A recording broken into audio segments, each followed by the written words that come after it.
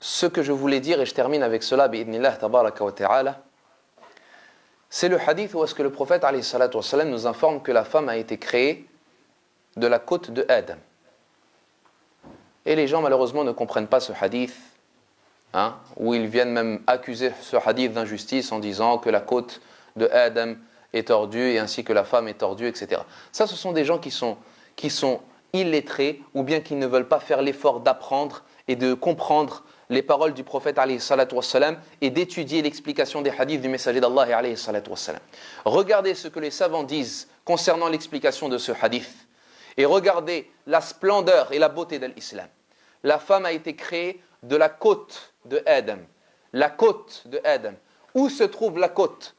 Si ce n'est, et regardez, qu'est-ce qu'Allah a dit, qu'est-ce que le prophète alayhi salatu wassalam a dit dans la traduction exacte. La femme a été créée de la côte gauche de Adam. Et la côte gauche, elle se trouve au niveau de quel organe? Le cœur, al-qalb. Il nous dit cela, alayhi salatu wassalam, comme nous disent les savants, les ulama, rahmatullahi alayhim, pour nous expliquer que le fait qu'elle ait été créée de cette côte gauche qui se trouve renfermant le cœur, al-qalb, cela signifie et veut dire que son côté du cœur, à elle, la femme, le côté affectif et le côté sentimental et le côté émotionnel sera encore bien plus renforcé et intense au niveau de la femme qu'au niveau de l'homme, ar-rajul. Donc c'est pour cela que la femme sera plus sensible à ses émotions. C'est pour cela que la femme sera plus émotive.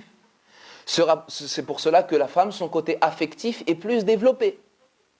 C'est pour cela que la femme va plus comprendre avec ses sentiments. Et lorsqu'elle va être heureuse, tu vas le voir encore plus. Et lorsqu'elle va être triste et préoccupée, tu vas le voir encore plus. Car elle a été créée de la côte de Adam.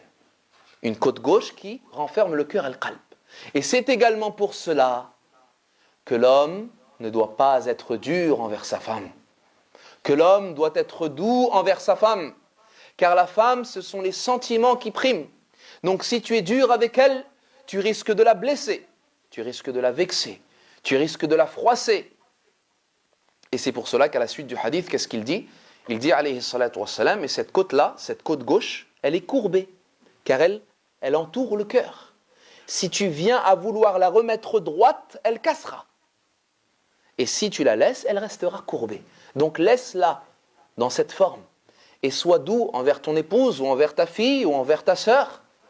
Et explique-lui de la meilleure des façons. Car sache certes que cette femme-là, son côté affectif est très développé. Et c'est un avantage également. Et c'est un bienfait, car quelquefois l'homme, il est trop froid. L'homme est insensible. Et ceci est également un point faible.